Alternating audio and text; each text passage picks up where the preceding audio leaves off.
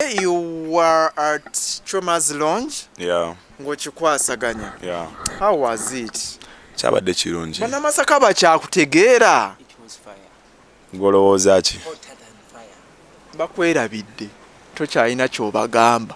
Tebaagala kumanyi. Olowooza. Kati ate nkolawo ki wano? Simanyi. Gwe kennyini gwagambye nabadde ku Choma's e Masaka. Ate gwe kennyini bana Masaka bakwerabye. Ate ssaawa zino tuli Masaka. Tebakoowanga. Anti nga lwaki bankoowa nga nze sinnabakoowa. Banjagala nnyo kuba ndi mwana waabwe. Kati gosobola okoowa omwana wo gw'ozadde. Baba koowanga ate kati ba street children bavaawo. Baba munaye Masaka nno nalibadde embeerayo most of the weekends lwakuba nti programu zange ziba tight e Kampala. Naye n'olunaku lw'eggulo era Friday nabadde ndi supposed okubeera ku Supremacy Lounge e Kampala. Naye nensalawo ne ngamba no, let me go to Masaka. Kubanga Masaka yenkuziza yenzadde. I always mention that in my interviews. True that. So teisina ngeri gyenyinza gamba nti toyina ngeri gyenyinza gamba nti bano Masaka tebategeera singa nasoma.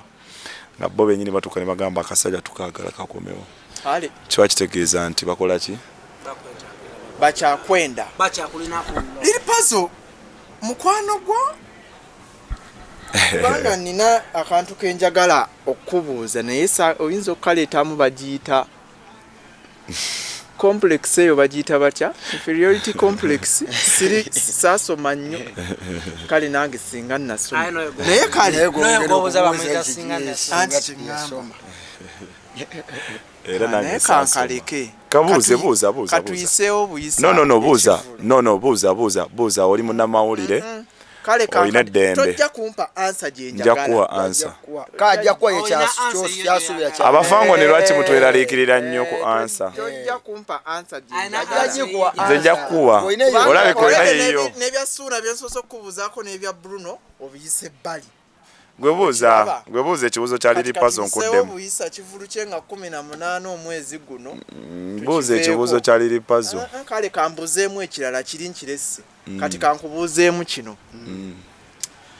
Ekyokufulumya oluyimba olukusa yalugjawa kubanga John nawulira Abe Mukiibi amutabukidde ku CBS awo kaliisoliiso ng'amugamba Liri Puzzle wandibadde ojja ne twogera bulungi ne tutula ne famire ya Katolo Bwama ne tukwasaganya ensonga y'oluyimba luno. Ekyamazima kiri nti yayoza bwoza ye yalutuma Irina. Kakati oluyimba I think nozuluyimba lwa Katolo Bwama naye ojja mbujja in fact noza n'ebigambo ebisinga naye obadde okimanyi nti eyo sound track instrumental eyo yennyini lyrics ze yakyusizza ezimu noza ne zisigala namu. No, oluyimba original yalwo si ya Katolo Bwama muginoonyeeko.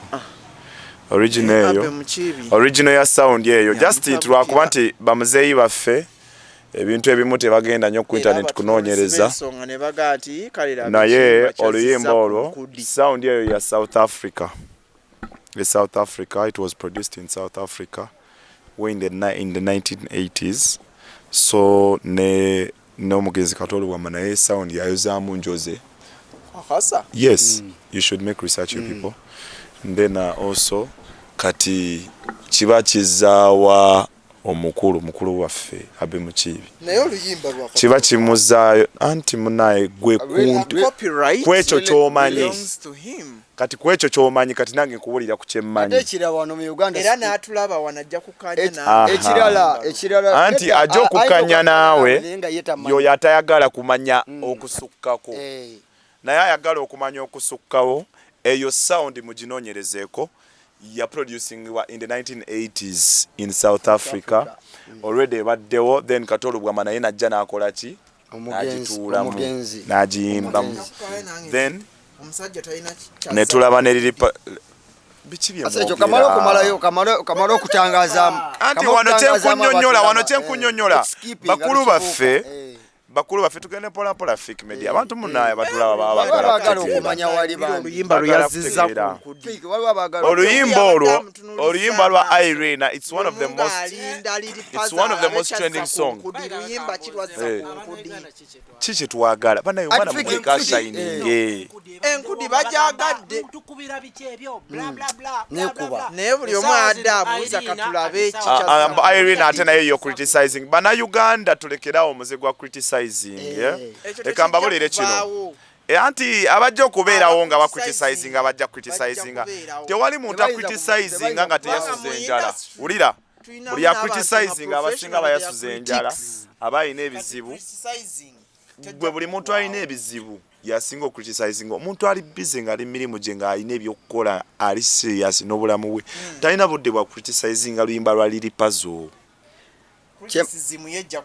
criticism teyinza butasigalawo eyamba n'okubustinga biki naye bannayuganda wano kyasusse nnyo Irene abamuleke liri puzzle ali mu mukwano ne muganda waffe Irene Ntale n'asalawo amuyimbira akayemba mu ngeri ya kikadde ya ki honorable ya kitiibwa si ya kumuwemula mwamugamba awemula kati nafunza era nakituusa kyennyini nyini bannayuganda liri puzzle n'abalaga nakwata ne moroka ye n'ateekako Irene okitegeera namala obayembera oluyimba lw'omukwano mulunyigidde kyokka ate enkudi gye mugamba nti awemula ye topinga chats kati liri puzzle badde nsaba dictionary gye twajjamu enkudi ogenda kikakasiza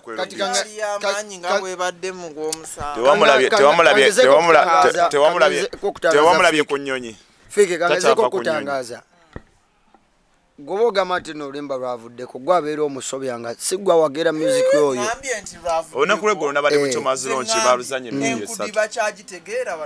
oluyimba lwonna kasita lufuluma studio ne lukuba kibayita hit terulivaawo obulamu bwonna terusobola badijje balina ebyabwe webagira naye ate ne badijje abakuba oldies nabo gye bali naye hit song bazizanya bwe luba mu hit song wawo n'abakuba ennyimba ze bayita oldies kati buli muntu kyemmanyi buli muntu alina style ye gy'ayagala waliwo tugeza ku basambi b'omupiira wawo oli ayinza okugamba nze njagala nnyo Vincent Company engeri yankubiramu kabbaaka ate ne wabawo omulala agamba nti ate Solo Campbell yakankubira bulungi kane wajja omulala n'agamba Van Dijk kubanga bonna bali bazanya style za njawulo naye nga badefenda kane wajja agamba nti Ronaldinho ziyankubira kali ate onosanga omulala n'agamba nti ate Ronaldinho tomundeetyanga Messi kwali kati bye bimu ne music era mu nsi bwebityo ne bannayuganda tubale tubasaba tubeere more supportive than being negative. Oluyimba lwa Irene it's a good song. Abagala sente za copyright. Iyo soji kubanga ogenda kubaka sente za copyright. Mugende mulime. Kyo kiwedde. Ekirala nakyo 18 omwezi guno ye Sunday eri. Tulagawa? Aero Beach. Kamalo kutangaza mukatini ku kigambo kya copyright. Abayogera ku copyright obudde buno mu Uganda situnafuna copyright. Terimu. Era obeera oli ku nsonga kera ku makyalo ogamba nti no copyright simanya yoli wano mu Uganda tebalina sayininga teeka ya copyright. Sente tulina copyright. Towabya wano tuli mu kulya sente. Tebiriiwo. Welira sente wano Uganda. Wabula kuina kubeera kuteeseganya. Kubeera kuteeseganya. Era wane tukwata ku YouTube sebo. Ku YouTube ekwata bigambo ffe betwogedde kyo bwana toteeka ku kali akatungo maliriza nti bigambo ebiri omwo. Mu music teriiwo. Nengo oluyimba lwa liri puzzle baluleke. Baluleke. Musajja ali akasente ke. Baluleke. Copyright ekwata nyimba zi. Aina wa performing ankudi. Ana ebivulo berayo liri puzzle wa liri puzzle yabadde oba naliyo ikinoni wano. Yabadde ya Jamil selector we atekeka naliyo ikinoni wano wamma watukuba enkudi yabadde Abu Dhabi. Nga ina ekivulo bana Uganda ne bana Kenya. Nga balina yo concert. Nayo yali successful. Era yakola bulungi.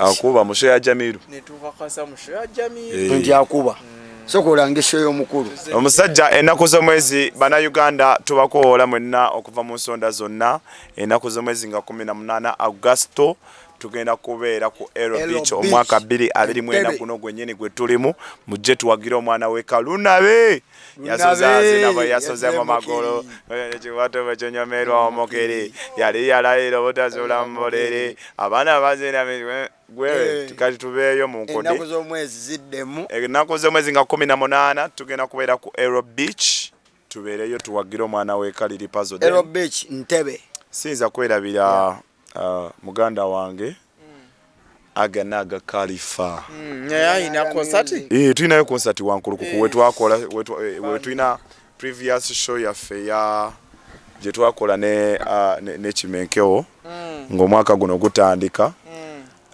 wenyini wetwali location yemu wankulukuku era tulinawo Uncle Fangoni Aganaga Khalifa tulinaye bannayuganda mwena tubayita mujje abafangoni musaleko bannayuganda musaleko Uncle Fangoni Uncle Khalifa tujje tumuwagire ennaku z'omwezi nga 24 ffenna tugenda kubeerayo bannayuganda bannaye tujje tuwagire Khalifa oyo yakuba endongo n'atuuka akaseera n'ateekawo trend ndabirawa good enyimba nyingi nnyo ate Khalifa n'ateekawo trend y'engato sewe engato y'essite yonna ya Khalifa era muntu yenna ajjagamba muwandiisi mulungi nnyo awandikidde Bashibe ennyimba is a very talented man producer yeah so he deserves his flowers era ne kusho ya wizo manizo yabaddeyo kanjogerere mumanya agamba atya ka accident bichi Nakambai accident. Nakambai accident. Aganaga. Yes, ne Hajaruna Mbiru by the way Ajagena tukuba omuziki. Ajaluna mubiru tugenda kubeera. Maria Flo Sunday no nga 11 agenda kutukuba emiziki tosubwa. Atenga ne Kampala Serena Hotel nga mwenda tugenda kubeerawo. Weekend ejja nyini tugenda kubeera ne Hajaluna mubiru atena kuzo mwezi nga 8 tugenda kwa twakava mu Independence ya Fangoni Forest tuyingire mu gundi ya Hajaluna ogenda premiering eno gundi di I know like today or tomorrow okay. Hajaluna tukwagaliza buwanguzi naffe wetuli tugenda kubayo abafangoni ne Alien Skin agenda kubayo ndowooza agenda performinga so byonna nobody gamba wajaruna tayinza butabeera Kiwanda jali naye mukwano nnyo gwaji mukwano gwe of course buli muntu yenna ali responsible mbulamu olina okubeerako n'emikwano egy'amaanyi ebitya oli mukulu we haji we atusabire edduwa zonna okufangoni efangoni haji byonna bye mulabako ebimu nabyo busebo amagezi ge nage gabaamu sebo tusiima era kamere tukaliirawo ssebo tubaawo kapiraawo ak'ekitabo asika kitabo kaba ka kitabo Fangoni tulinamu ezaffe tonotosuula restaurant y'omusajja Fangoni tulinamu newotuukira okulya akamere k'ekitabo oba okoze erinnya tebamala gakakuwa Fig Media abantu mbakoola bannayuganda ennaku z'omwezi nga 8 ennaku z'omwezi nga 8 olabye ebyokulya ennaku z'omwezi nga 8 ogw'omunana Augusto eno yennyini gye tulimu tugenda kubeera ku Fangoni Forest nga tucelebratinga independence yaffe olunaku lwe twagamba bafutu soja nti tetuli kyekimu nammwe ffe tuli bafangoni kino ekitebe si kya Nope, kino ekitebe kya Fangoni Forest. Si kya political party. This is not a political party. It's a music gang. It's a music.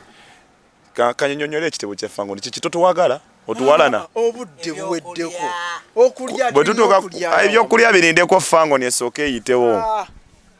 Fika ogenda gwa mu mbiza Fangoni. Banaye Fangoni Forest omusajja mumulabye. Kale tugenda bayimbira olulala tugenda komawo tubayimbiremu singa nasoma sign out Mr. Party Time 256 Kabano Foundation we representing abakwagala for events and all. Abanjagala osobola okunkuberako ku enamba empya bannaye enamba yange. Just abana sebo abana baba show by no shopping. Esimu ya Jackson bagibala iniye ne bagibira. Enamba enkade tuteka. Osobola tuwayo ka 15 Pro Max. 15 Pro Max tetuyisa obi. Milioni ngameka. Sebya milioni yaba akategedde. Pro Max. Nebra omugaga Barry White n'ebintu byonna byateera era nawe akamotoka tukanona. Barry White yatuwa emmotoka ssebo ku show yaffe season 1 omugaga Barry White emmotoka yaffe tuginona straight up White Nation bitu bige obeke nga sijoteekako okuteekamu ekintu vibe akyogere akatandika akatonoto nayinza gawe ebyana ebijja njabiwe emmotoka amafuta gabule. Tubagala nnyo Fake Media subscribe enamba y'essimu 0 noti 7 noti 3 mukaaga emu mukaaga 85 noti kanjiddemu 0 7 03 mukaaga emu mukaaga 85 070 616-850. So manya gange. So pose nakara kenjaga kusembyayo bagamba nti mwebali kusupporting Kabanos Grow Foundation. All over Uganda, big up on yourself. Kabanos Grow Foundation tukola n'abakyala ababera bamaze okuzaala ababreedinga obagabira eddagala in collaboration with Party Time 256. Omuntu yena ali eyo ngo wali yagadde okutwegattako ku events za tukubirako ku simu zaffe tulina social media platforms osobola ogenda ku Instagram, Facebook n'oteekamu Kabanos Grow Foundation oba ojja kundaba followinga in case of anything DM oba okukunnyonnyola ebisingako osobola otukubira ku simu yange w'essimu zaffe za company noti 7 noti 2 2 munana musanvu noti 2 mu lulyo olulimi lwe bayita fuuti oba olutyake 0702 22 8702. So tukola ebintu bingi n'omuntu alina obugoyi bw'abaana obuto obulesu bw'abamaama tubyetaaga eddagala you just contact us ne tukubulya osobola obireeta. Then obo yagadde kubeera part of our program, you also let us know. We do charities. We do charities around Masaka so far so now. Esimu zammwe zibeereko ate muzikwate. Kweziri. Bangamba mu comments temukwata simu esimu tezibe mukwate essimu. Kati esimu mugabaza akinga temukwata. Batuweereze message nga zibeera ku mulamba. Bana esimu ene nyuma nnyo okukwata bana ngo omuntu asoseteekako you have received. Ensonga ekituufu kubanga bazigaba esimu tezibeerako esimu ziri esimu tuzikwata temukwata naye ebiseera ebisinga nti kyali badde beta omuntu nakusindikira message bwe mba ndowooza kuba esimu ye naye oba togiina hey this is this ananana okitegeera kubanga zo tuzibikola then namanya nenkuddamu teweewozaako banaye tubuulira about a light banaye nsooka okubebaza mwebale kutukyalirako era nenkwebaza Fake Media webale kutukyaza nze yinza okuba nga interview esoose okubeera ku muzindalo ne ku kamera. Thank you so much Singana Soma. May the Lord bless you. Mwebale mwena abatulaba n'abatuuliza mwena gye muli tubaniriza ku Elite Backpackers esangibwa Bwala kilomita 4.5 okuva ku roundabout e Masaka. Muje mutuwagire ekifo kirungi, tuina accommodation, tuina restaurant, tuina poolside abana abagala okuwuga oli muntu mukulu oyagala kuwuga, tuina sections ez'enjawulo. Just come and check it out. It's a vibe. Ebyokulya it's a vibe. Ebyokulya buli kimu oyagala kunywa buli kimu, cocktails buli kimu, buli kyakabi. Come check it out. Tuli Bwala anko gatuseeko gabadde gatya ku kifaananyi ekyo. Twagala wano omuntu akalango okayiseewo omuntu aleme kujja agatuseeko kiri kitya n'ennamba y'abantu ebaddemu kitegeeza ekifo kirungi it's welcoming omuntu ajja naawuga munnaye n'afuna skin rashes n'alwala. no amazzi gaffe tugatreatinga actually 2 times a week.